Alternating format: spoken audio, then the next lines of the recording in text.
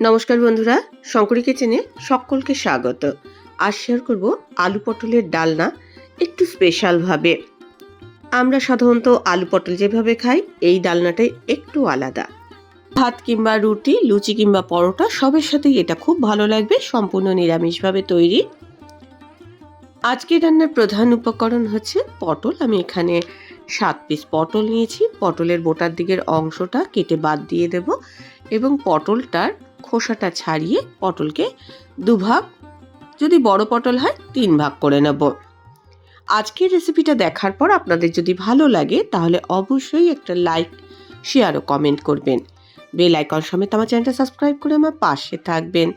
Bell আইকনটা click করা থাকলে যে কোনো রেসিপি বা আমি যাই আপলোড করি না কেন সবার আগে নোটিফিকেশন আপনার কাছেই পৌঁছে যাবে। পটলগুলোর খোসাটা তো আমি ছাড়িয়ে নিয়েছি। এবার পটলগুলোকে আমি কোনোটা 3 ভাগ, কোনোটা 2 ভাগ করে নিচ্ছি।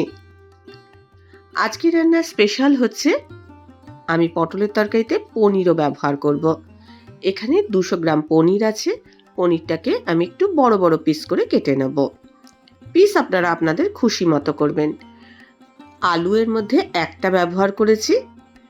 রান্না আলু, পটল এবং পনির দিয়ে আমি করব। এই তো গেল এর প্রধান উপকরণ। আর এই রান্নাতে আমি যে মশলা বা ফোড়ন ব্যবহার করব সেগুলোও আমি রান্না করতে করতেই দেখাবো। রান্নাটা করব সর্ষের তেলে। সবার আগে আমি খুব সামান্য পরিমাণ নুন তেলের মধ্যে গরম করে নিয়েছি। সবার আগে পনিরগুলো আমি ভেজে নেব। একটা টিপস দিই, পনির যখনই আমরা তেলে ভাজি, পনির কিন্তু কড়াইয়ের গায়ে আটকে যায়। একটু নুন দিয়ে ভাজলে পনির কিন্তু কড়াইয়ের গায়ে আটকাবে না। একটু ট্রাই করে দেখবেন। নুন দিয়ে ভাজার ফলে পনিরটা তো কড়াইয়ের গায়ে আটকাবে না, আর পনিরের মধ্যে একটু নুনটাও ঢুকে যাবে। এখানে খুব অল্প পরিমাণেই নুন আমি ব্যবহার করেছি। পনিরটা খুব বেশি লাল করব না, তবে একটা কালার আসবে এই রকম অবস্থাতেই পনিরগুলো আমি তেলের থেকে তুলে অন্য পাত্রে রাখবো। আর পনির ভাজলে দেখবেন তেলের মধ্যে সুন্দর একটা গন্ধ হয়। এই গন্ধটা তেলের মধ্যে থেকে যাবে। এখন পনিরগুলো আমি অন্য পাত্রে তুলে রেখে দেব। তরকারিতে সবার আগে পনিরটাই ভেজে নেবেন। এতে তরকারির স্বাদ, গন্ধ দুটোই খুব ভালো হবে। পনিরটা ভাজার পর আমি এখন আলুগুলো ভেজে নিচ্ছি। মিডিয়াম টু হাই ফ্লেমে আমি আলুগুলো ভেজে নিচ্ছি। চাপা দিয়ে ভাজছি যাতে আলুটা তাড়াতাড়ি সফট হয়ে যায়। আলুটাও লাল লাল করে ভেজে অন্য পাত্রে তুলে রেখে দেব। এখন যে তেলটা পড়ে রয়েছে, এবার আমি পটলটা ভাজবো। পটলটা ভাজার সময় আমি কিন্তু নুন আর সামান্য হলুদ দিয়ে ভাজবো। তাহলে পটলের মধ্যে যে একটা কাঁচা কাঁচা হ্যালসানি গন্ধ থাকে, সেই গন্ধটা চলে যাবে। এছাড়া পটলগুলো সফট হবে। পটল ভাজার সময় খুব বেশি তেলে ভাজবো না। পটলটা ভাজার মতোই তেল থাকবে, এরকমভাবেই পটলটা কিন্তু ভেজে নিতে হবে। এখানে দেখুন তেলের পরিমাণ কিন্তু বেশি নেই। পটলটা ভাজা হয়ে গেছে, অন্য পাত্রে তুলে রাখলাম। মশলার মধ্যে আমি 1/2 চা চামচ হলুদ গুঁড়ো, 1 চা চামচ ধনের গুঁড়ো, 1 চা চামচ জিরের গুঁড়ো, 1/2 চা চামচ লঙ্কার গুঁড়ো, অল্প পরিমাণে জল দিয়ে আমি এটা গুলে রেখে দিচ্ছি। এরকমভাবে যদি আমরা মশলাটা গুলে রাখি তাহলে বাটা মশলার মতোই স্বাদ পাওয়া যায়। রান্নাতে টমেটো ব্যবহার করব। একটা টমেটোর কুচি করে নিলাম। কড়াইয়ে আমি আবারও 2 চা চামচ সর্ষের তেল দিয়েছি। তেলের মধ্যে আমি 1/2 চা চামচ চিনি দিয়েছি। চিনিটা ক্যারামেল হওয়া পর্যন্ত অপেক্ষা করেছি। তারপরে একটা তেজপাতা আর 5 ফোড়ন দিয়েছি। এবার দিলাম 1/2 চা চামচ কাশ্মীরি লঙ্কার গুঁড়ো। চিনি এবং কাশ্মীরি লঙ্কার গুঁড়ো ব্যবহার করার ফলে কালারটা খুব ভালো হবে। 1 চা চামচ আদা বাটা দিয়ে দিলাম। গ্যাসের ফ্লেমটা এখন কম করা রয়েছে। আদা বাটাটা আমি তেলের মধ্যে কয়েক সেকেন্ড নাড়াচাড়া করে নিলাম। এবার দিয়ে দিলাম টমেটোর কুচি। সঙ্গে দিচ্ছি স্বাদ মতো নুন। নুন দেওয়ার ফলে টমেটোটা সফট হয়ে যাবে, আর টমেটোটা বাটলে যেরকম মশলাটা হয় ঘন ঘন, সেরকমভাবেই এটা সফট হয়ে যাবে। বেশ খানিকক্ষণ টমেটোটা আমি তেলের মধ্যে কষিয়ে নিয়েছি। এবার আমি যে মশলাটা গুলে রেখেছিলাম সেই মশলাটা দিয়ে দেব। ভালো করে মশলাটা কষিয়ে নেব। যতক্ষণ না তেল ছাড়া ছাড়া মতো হয়ে আসবে ততক্ষণ মশলাটা আমি কষিয়ে নেব। আজকে আলু পটলটা আমি যেভাবে করছি আপনারা একবার হলেও ট্রাই করে দেখবেন। আশা করছি আপনাদের খুবই ভালো লাগবে। মশলাটা কষা হয়ে গেছে।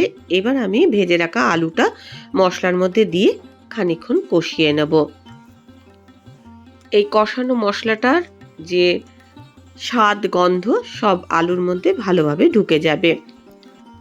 মিডিয়াম টু হাই ফ্লেমে আমি এখন আলুটা 2-1 মিনিট কষিয়ে নেব। খুব ভালোভাবে কষানো হয়ে গেছে। এবার আমি এর মধ্যে পরিমাণ মতো জল দেব। আমি এটা ভাতের সাথে পরিবেশন করব। আমি একটু জলের পরিমাণ বেশি দিচ্ছি। আপনারা যদি লুচি, পরোটা বা রুটির সাথে খান সেই হিসাবে জলের পরিমাণ একটু কম দেবেন। চাপা দিয়ে আমি এটা হাই ফ্লেমে ফুটিয়ে নিয়েছি।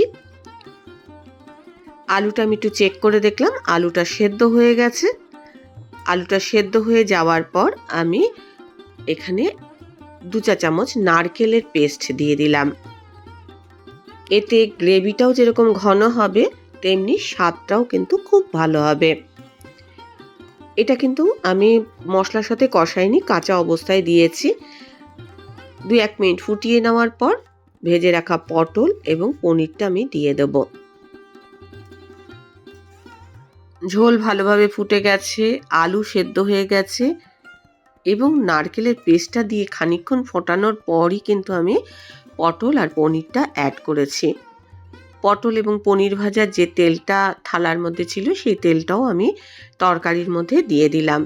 এর মধ্যে 3টে চেরা কাঁচা লঙ্কা দিয়ে দিচ্ছি।